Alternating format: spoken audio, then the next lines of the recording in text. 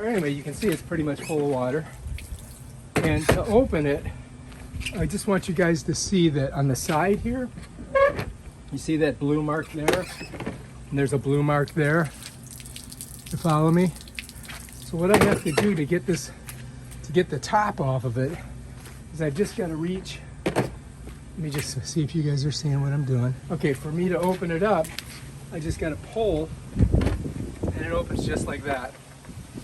All right, and then if we look in here, check it out. All right, so now you look inside there, there's all the junk that was on the bottom of the pool.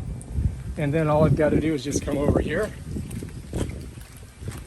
and I'm just going to dump it out. And then I'll probably squirt it. You can see, look, these are all the leaves. And it's pretty clean now, really.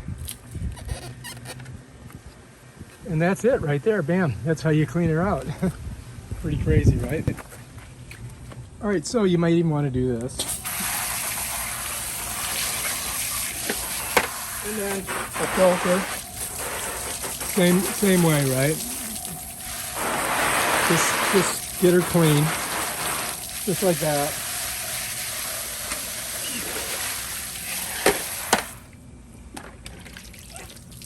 All right, then we can put our filter back in.